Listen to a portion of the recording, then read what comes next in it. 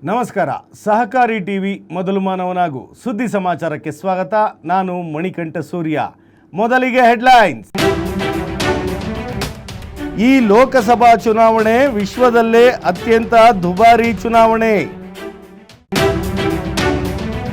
Corporate ಕಚೇರಿಗಳಿಗೆ ವೇತನ ಸಹಿತ ರಜೆ, ಬ್ಯಾಂಕ್ಗಳಿಗೆ ರಜೆ ಘೋಷಣೆ. ಚುನಾವಣಾ ದಿನವೇ ಭದ್ರತಾ ಪಡೆಯ ಭರ್ಜರಿ ಕಾರ್ಯಾಚರಣೆ, ಇಬ್ಬರು ಭಯೋತ್ಪಾದಕರ ಹತ್ಯೆ. ಜನತಾ ಸೇವಾ ಬ್ಯಾಂಕ್ ಲಾಭ ಹೆಚ್ಚಳ.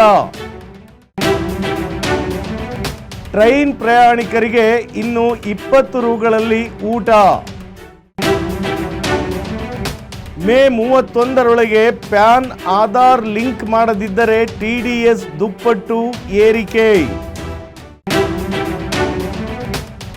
ಇಂದು ಬೆಂಗಳೂರಿನಲ್ಲಿ ಯಾವುದಕ್ಕೆಲ್ಲ ನಿರ್ಬಂಧ, ಏನೆಲ್ಲ ತೆರೆದಿದೆ? ಈ ಲೋಕಸಭಾ ಚುನಾವಣೆ ವಿಶ್ವದಲ್ಲೇ ಅತ್ಯಂತ ದುಬಾರಿ ಚುನಾವಣೆ. 2024ರ ಲೋಕಸಭಾ ಚುನಾವಣೆ ವಿಶ್ವದಲ್ಲೇ ದುಬಾರಿ ಚುನಾವಣೆಯಾಗುವ ನಿಟ್ಟಿನಲ್ಲಿ ಸಾಗಿದೆ ಎಂದು ಸೆಂಟರ್ ಫಾರ್ ಇಂಡಿಯಾ ಮುಖ್ಯಸ್ಥ ಎನ್ ಭಾಸ್ಕರ್ ರಾವ್ ಹೇಳಿದ್ದಾರೆ.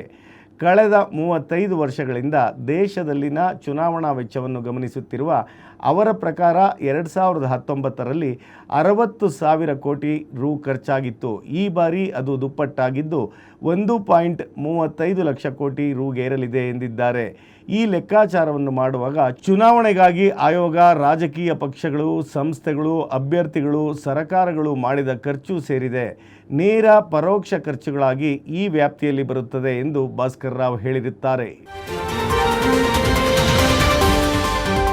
ಕಾರ್ಪೊರೇಟ್ ಕಚೇರಿಗಳಿಗೆ ವೇತನ ಸಹಿತ ರಜೆ, ಬ್ಯಾಂಕ್ಗಳಿಗೂ ರಜೆ ಘೋಷಿಸಿದೆ. ಬ್ಯಾಂಕುಗಳು ಸಹ ಇಂದು ಓಪನ್ ಇರುವುದಿಲ್ಲ. ಮತದಾನದ ದೃಷ್ಟಿಯಿಂದ ನಗರದಲ್ಲಿ ಎಲ್ಲ ಮದ್ಯ ಮಾರಾಟವನ್ನು ಅಧಿಕಾರಿಗಳು ತಾತ್ಕಾಲಿಕವಾಗಿ ಸ್ಥಗಿತಗೊಳಿಸಿದ್ದಾರೆ. ಹೀಗಾಗಿ ಬೆಂಗಳೂರಿನಲ್ಲಿ 3 ಒಣ ದಿನಗಳನ್ನು ಆಚರಿಸಲಾಗುತ್ತಿದೆ. ಬೆಂಗಳೂರು ನಗರ ಪೊಲೀಸ್ ಇಲಾಖೆಯ ನಿರ್ದೇಶನದ ಪ್ರಕಾರ ಏಪ್ರಿಲ್ 24ರ ಬುಧವಾರ ಸಂಜೆ 5 ಗಂಟೆಯಿಂದ ಮದ್ಯ ಮಾರಾಟ ನಿಷೇಧ ಜಾರಿಗೆ ಬಂದಿದೆ. ಏಪ್ರಿಲ್ 26ರ ಮಧ್ಯರಾತ್ರಿಯ ನಂತರ ಮಾತ್ರ ಈ ಆದೇಶವನ್ನು ಹಿಂತೆಗೆದುಕೊಳ್ಳಲಾಗುತ್ತಿದೆ. CRPC ಸೆಕ್ಷನ್ 144ರ ಅಡಿಯಲ್ಲಿ ನಗರದಲ್ಲಿ ಏಪ್ರಿಲ್ 24ರಂದು ಸಂಜೆ 6ರಿಂದ ಏಪ್ರಿಲ್ 26ರ ಮಧ್ಯರಾತ್ರಿಯವರೆಗೆ ನಿಷೇಧಾಜ್ಞೆ ಜಾರಿಗೊಳಿಸಲಾಗುತ್ತಿದೆ. ಚುನಾವಣೆ ದಿನವೇ ಭದ್ರತಾ ಪಡೆಯ ಭರ್ಜರಿ ಕಾರ್ಯಾಚರಣೆ, ಇಬ್ಬರು ಭಯೋತ್ಪಾದಕರ ಹತ್ಯೆ. ದೇಶದಾದ್ಯಂತ 2ನೇ ಹಂತದ ಚುನಾವಣಾ ಕಾವು ಜೋರಾಗಿರುವ ಸಮಯದಲ್ಲಿ ಜಮ್ಮು ಕಾಶ್ಮೀರದಿಂದ ಬಿಗ್ ನ್ಯೂಸ್ ಹೊರಬಿದ್ದಿದೆ.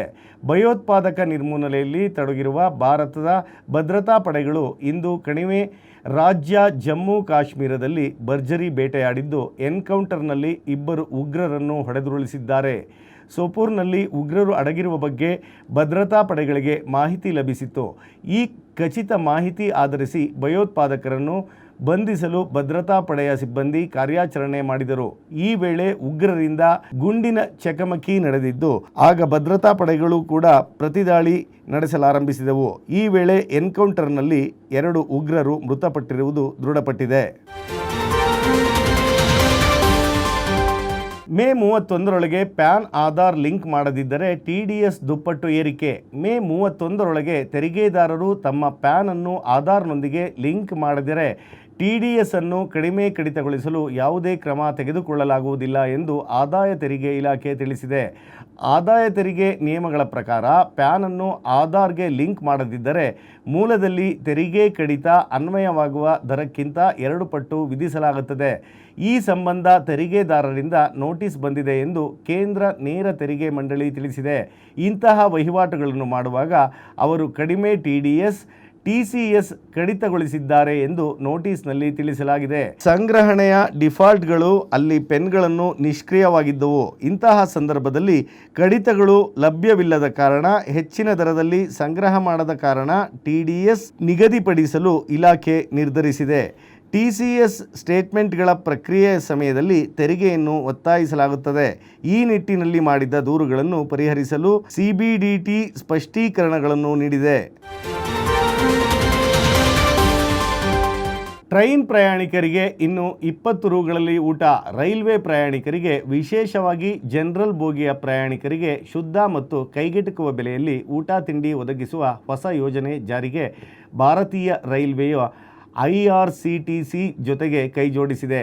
ರೈಲುಗಳಲ್ಲಿ ಮತ್ತು ರೈಲು ನಿಲ್ದಾಣಗಳಲ್ಲಿ ಪ್ರಯಾಣಿಕರಿಗೆ ಕೈಗೆಟುಕುವ ಬೆಲೆಯಲ್ಲಿ ಆಹಾರ ಒದಗಿಸುವುದು. ಎಕಾನಮಿ ಮೀಲ್ಸ್ಗೆ 20 ರು ಹಾಗೂ ಸ್ನ್ಯಾಕ್ಸ್ ಮೀಲ್ಸ್ಗೆ 50 ರು ನಿಗದಿಪಡಿಸಲಾಗಿದೆ. ಕಳೆದ ವರ್ಷ ಆರಂಭಿಕವಾಗಿ 51 ರೈಲ್ವೆ ನಿಲ್ದಾಣಗಳಲ್ಲಿ ಈ ಯೋಜನೆ ಜಾರಿ ಮಾಡಲಾಗಿದ್ದು, ಈಗ ಒಟ್ಟಾರೆ 100 ನಿಲ್ದಾಣಗಳಿಗೆ ವಿಸ್ತರಿಸಲಾಗಿದೆ ಎಂದು ಉತ್ತರ ರೈಲ್ವೆ ಪ್ರಧಾನ ವ್ಯವಸ್ಥಾಪಕ ಶೋಭನ್ ಚೌಧರಿ ತಿಳಿಸಿದ್ದಾರೆ. ದೂರದ ಪ್ರಯಾಣ ಬೆಳೆಸುವ ರೈಲ್ವೆ ಪ್ರಯಾಣಿಕರು ಕೆಲವು ಬಾರಿ ಟಿಕೆಟ್ ಖಾತ್ರಿಯಾಗದೆ ವೇಟಿಂಗ್ ಲಿಸ್ಟ್ನಲ್ಲಿ ಕಾಯುವುದು ಅನಿವಾರ್ಯ. ಅದಕ್ಕೆ ಅಂತ್ಯ ಹಾಡಲು ರೈಲ್ವೆ ಮುಂದಾಗಿದೆ.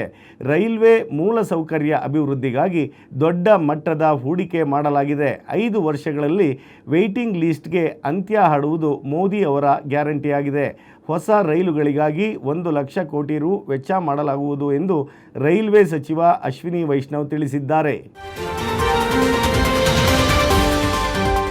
ಇಂದು ಬೆಂಗಳೂರಿನಲ್ಲಿ ಯಾವುದಕ್ಕೆಲ್ಲ ನಿರ್ಬಂಧ, ಏನೆಲ್ಲ ತೆರೆದಿದೆ? ಇಂದು ಕರ್ನಾಟಕದಲ್ಲಿ ಮೊದಲ ಹಂತದ ಮತದಾನ ಶುರುವಾಗಿದೆ. ಕರ್ನಾಟಕದೆಲ್ಲೆಡೆ ಚುನಾವಣೆಗೆ ಸಕಲ ಸಿದ್ಧತೆ ಮಾಡಿಕೊಳ್ಳಲಾಗಿದೆ. ಇಂದು ಒಟ್ಟು 14 ಲೋಕಸಭಾ ಕ್ಷೇತ್ರಗಳಲ್ಲಿ ಮತದಾನ ನಡೆಯಲಿದೆ. ಹೀಗಾಗಿ ಚುನಾವಣಾ ಆಯೋಗವು ವೇತನ ಸಹಿತ ರಜೆಯನ್ನು ಸಹ ಘೋಷಿಸಿದೆ. ಶಾಲಾ ಕಾಲೇಜುಗಳಿಗೆ ರಜೆ ಘೋಷಣೆ ಮಾಡಿದೆ. ಇಂದು ಪ್ರಜಾಪ್ರಭುತ್ವದ ಹಬ್ಬ. ಹೀಗಾಗಿ ಪ್ರತಿಯೊಬ್ಬ ಪ್ರಜೆಯೂ ಸಹ ಈ ಹಬ್ಬದಲ್ಲಿ ಭಾಗಿಯಾಗಬೇಕು. ತಮ್ಮ ಕರ್ತವ್ಯವನ್ನು ಕಡ್ಡಾಯವಾಗಿ ಮಾಡಬೇಕು. ಮತ ಚಲಾಯಿಸಿ ಸದೃಢ ದೇಶದ ನಿರ್ಮಾಣಕ್ಕೆ ಸಹಕಾರಿಯಾಗಬೇಕು. ಹೀಗಾಗಿ ಎಲ್ಲ ಶಾಲಾ ಕಾಲೇಜುಗಳನ್ನು ಮುಚ್ಚಲಾಗಿದೆ. ಜೊತೆಗೆ ಅನಿವಾರ್ಯವಲ್ಲದ ಸರ್ಕಾರಿ ಸೇವೆಗಳು ಸಹ ಮುಚ್ಚಲಾಗಿದೆ. ಸಾರ್ವಜನಿಕ ಸಾರಿಗೆಗಳಾದ BMTC, BMRCL ಮತ್ತು ಆಸ್ಪತ್ರೆಗಳು ಸೇರಿದಂತೆ ಎಲ್ಲ ಅಗತ್ಯ ಸೇವೆಗಳು ಅಡೆತಡೆ ಇಲ್ಲದೆ ಕಾರ್ಯನಿರ್ವಹಿಸುತ್ತವೆ. ಚುನಾವಣಾ ದಿನದಂದು ತಮ್ಮ ಅರ್ಹ ಉದ್ಯೋಗಿಗಳ ಆರಂಭಿಕ ಮತದಾನಕ್ಕೆ ಅನುಕೂಲವಾಗುವಂತೆ ವಾಣಿಜ್ಯ ಸಂಸ್ಥೆಗಳು ವಿಳಂಬವಾದ ಆರಂಭದ ಹೊರತಾಗಿಯೂ ಕಾರ್ಯನಿರ್ವಹಿಸುವ ನಿರೀಕ್ಷೆ ಇದೆ. ಜನತಾ ಸೇವಾ ಬ್ಯಾಂಕ್ ಲಾಭ ಹೆಚ್ಚಳ. ನಗರದ ಜನತಾ ಸೇವಾ ಕೋಆಪರೇಟಿವ್ ಬ್ಯಾಂಕ್ 2023-24ನೇ ಆರ್ಥಿಕ ವರ್ಷದಲ್ಲಿ 15.94 ಕೋಟಿ ನಿವ್ವಳ ಲಾಭ ಗಳಿಸಿದೆ. ಬ್ಯಾಂಕ್ನ ಒಟ್ಟು ವ್ಯವಹಾರ 2083.49 ಕೋಟಿಯಾಗಿದೆ. ಷೇರು ಬಂಡವಾಳವು 31.07 ಕೋಟಿ ದಾಟಿದೆ. ಆತ್ಮೀಯ ಸಹಕಾರಿ ಬಂಧುಗಳೇ, ಇದು ಸಹಕಾರಿ ಟಿವಿ, ನಿಮ್ಮ ಟಿವಿ. ದಯವಿಟ್ಟು ರಾಜ್ಯದ ಎಲ್ಲ ಸಹಕಾರಿಗಳು ಇದರ ಸಬ್ಸ್ಕ್ರೈಬ್ ಆಗಿ ಇದರ ಶೇರನ್ನು ಪಡೆಯಿರಿ. ಸಹಕಾರಿ ಟಿವಿಯನ್ನು ರಾಜ್ಯಾದ್ಯಂತ ವಿಸ್ತರಿಸೋಣ, ಪಸರಿಸೋಣ. ಅದಕ್ಕಾಗಿ ತಮ್ಮೆಲ್ಲರಲ್ಲಿ ನಾನು ಮನವಿಯನ್ನು ಮಾಡಿಕೊಳ್ತಾ ಇದ್ದೀನಿ. ಆದಷ್ಟು ಬೇಗ ತಾವೆಲ್ಲರೂ ಇದರ ಸಬ್ಸ್ಕ್ರೈಬ್ ಆಗಿ ಮತ್ತು ಸದಸ್ಯರಾಗಿ. ಇಲ್ಲಿವರೆಗೆ ಸುದ್ದಿ ಕೊಟ್ಟಿದ್ದು ನಾನು ಮಣಿಕಂಠ ಸೂರ್ಯ. ನೋಡ್ತಾ ಇರಿ ಸಹಕಾರಿ ಟಿವಿ, ಮೊದಲು ಮಾನವನಾಗು. ನಮಸ್ಕಾರ.